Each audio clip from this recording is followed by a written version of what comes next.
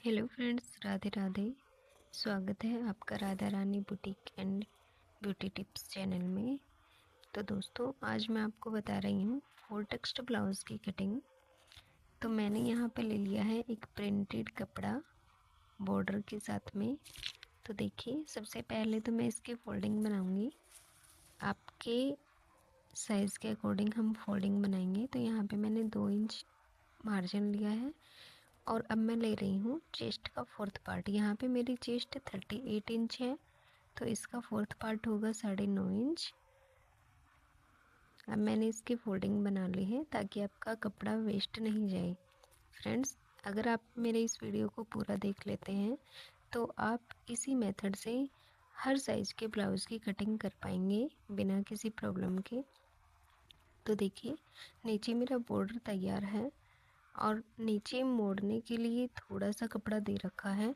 तो मैं अब केवल ऊपर शोल्डर का मार्जिन आधा इंच लेते हुए 14 इंच पे निशान लगाऊंगी। और अब मैं ले रही हूँ शोल्डर का नाप।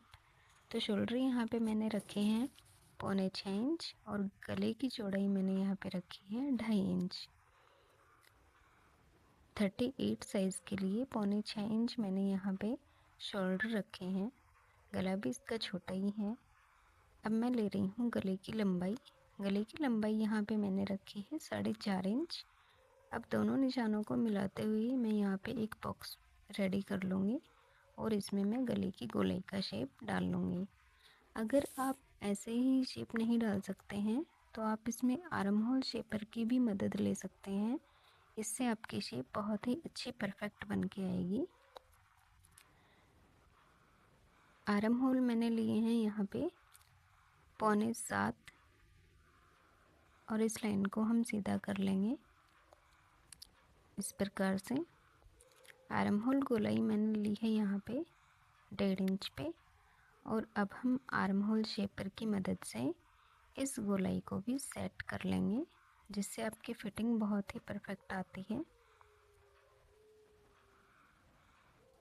देखिए, आर्म होल की मैंने गोलाई यहाँ पे बहुत ही अच्छे से लगा ली है। अब जो बैक में प्लेट होती हैं उसका निशान मैं डाल रही हूँ। शोल्डर के बिल्कुल बीचों बीच ये निशान आता है और ऊपर से आप 10.5 से 11 इंच पे ये डॉट लगा सकते हैं। अब जैसे जैसे हमने मार्किंग की है वैसे वैसे हम इसकी कटिंग कर लेंगे। तो फ्रेंड्स, बैक पार्ट हमारा कट करके तैयार हो गया है। यहाँ पे हम छोटे कट्स लगा लेंगे ताकि अपनी दोनों प्लेट्स एकदम से बराबर आ जाएं। बैक पार्ट मेरा रेडी है। अब मैं करूँगी फ्रंट पार्ट की कटिंग। तो फ्रंट पार्ट के लिए मैंने यहाँ पे सिलाई मार्जिन लिया है 2.5 इंच पे, क्योंकि इसमें हुकाई की पट्टी भी लगती हैं। और अब लिया है मैंने वही सेम चेस्ट का फोर्थ पार्ट 9.5 इंच पे। बॉर्डर को मैं यहाँ पे अलग कर दूँगी, क्योंकि बॉर्डर इसमें शोल्डर में भी अच्छा नहीं लगेगा और नीचे बेल्ट में भी अच्छा नहीं लगेगा। तो इसको मैं अलग से निकाल रही हूँ। अब मैंने ली है फ्रंट पार्ट के लिए गले की लंबाई। गले की लंबाई यहाँ पे मैं रख रही हूँ 6.25 के करीब, इस प्रकार से। अब सेम वही निशान हम डालेंगे शोल्डर का और गले की चौड़ाई का। शोल्डर का निशान मैंने यहाँ पे 6.25 लिया है और गले की चौड़ाई 2.5 इंच ली है। दोनों निशान को मिलाते हुए मैं यहाँ पे बॉक्स बनाकर रेडी कर लूँगी और इसमें भी गोलाई की शेप डाल दूँगी।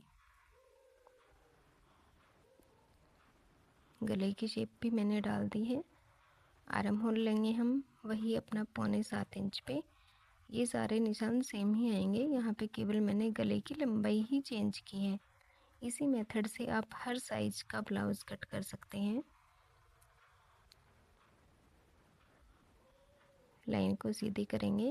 अब आर्म होल की जो डीपनेस है, आर्म होल गोलाई पीछे हमने दी है 1.5 इंच पे और यहाँ पे हम थोड़ी गहराई लेंगे। तो इसको मैंने 1.25 इंच पे किया है। आर्म होल शेपर की मदद से इसको मैं गोलाई दे दूँगी। ये देखिए, अब हम लगाएंगे तिरे का निशान। तिरे का निशान बिल्कुल अच्छे से समझिए फ्रेंड्स। जो भी आपके तैयार लंबाई है, यहाँ पे मेरी तैयार लंबाई जैसे 13.5 है, तो इसका मैं 0.25 इंच कम, यानी कि पौना इंच इसका कम हो गया, 1 इंच कम हो गया 12.5, और 12.25 इंच इसका पौना इंच कम हुआ। तो किसी भी साइज़ के लिए जो भी आपकी तैयार लंबाई हो उससे पौना इंच कम आप तिरे का निशान लगाइए और स्ट्रेट लाइन करके आगे से 1.25 इंच या 1.5 इंच पे आप इसकी गोलाई दे दीजिए। ये तीरा आपका बहुत ही परफेक्ट बैठता है। अब मैं इसमें 4 डॉट का निशान लगा दूंगी। सभी प्लेट्स को ऐसे मिलाते हुए गोलाई में आपका परफेक्ट फिटिंग के साथ ब्लाउज़ रेडी होता है। तीरे में मैंने 4 से 4.25 इंच के करीब कपड़ा एक्स्ट्रा लिया है, क्योंकि नीचे हमारा तुरपाई के लिए भी एक्स्ट्रा मार्जिन हमें चाहिए होगा। जैसे जैसे अब मैंने मार्किंग की है उसके अकॉर्डिंग ही मैं इसकी कटिंग कर रही हूँ। तीरा मैंने अलग से कर दिया है दोनों पार्ट्स को। मेन फैब्रिक भी मैंने अलग कट किया है, और जहाँ जहाँ पे मेरी प्लेट्स हैं उसमें मैंने कट्स बना लिए हैं ताकि दूसरे पार्ट पे भी सेम प्लेट्स आ जाएं। और उसको मैंने चौक को हाथों से थपथपाते हुए दूसरे पार्ट पे छाप दिया है। दोनों ही पार्ट पे हमारी सेम प्लेट्स बनेंगी। तो देखिए फ्रेंड्स, मैंने फ्रंट पार्ट की कटिंग भी कर ली है। अब हम करेंगे स्लीव की कटिंग। तो स्लीव की लंबाई यहाँ पे 5.5 इंच है और मोहरी इसकी 11.5 इंच है। तो देखिए ये बॉर्डर मैंने स्लीव के लिए निकाल दिया है, इसको हम बाजू में ही अटैच कर देंगे। अब देखिए, अगर इस कपड़े को मैं 4 फोल्ड लगाती हूँ ऐसे, तो हमारे स्लीव में जॉइंट लगने की संभावना है, जॉइंट हमें लगाना ही पड़ेगा। तो हम यहाँ पे क्या करेंगे, हमारी 5.5 इंच की तैयार है स्लीव, तो इसको हम नहीं, ऐसे अगर हम करते हैं तो इसमें जॉइंट लगाना ही पड़ेगा। अब हम इसको क्या करेंगे कि डबल फोल्ड में लंबाई लेंगे, लंबाई में हम इसको डबल फोल्ड बनाएंगे, देखिए। और अब हम इसका ऐसे चौड़ाई में डबल करेंगे, तो दोनों बाजू हमारी बिना किसी जॉइंट के तैयार होंगी। अब चाहे हमारा आर्म होल गोलाई कितनी भी हो, 10 पे लें या 11 पे लें, 11.5 पे, हमें कोई जॉइंट नहीं लगाना पड़ेगा।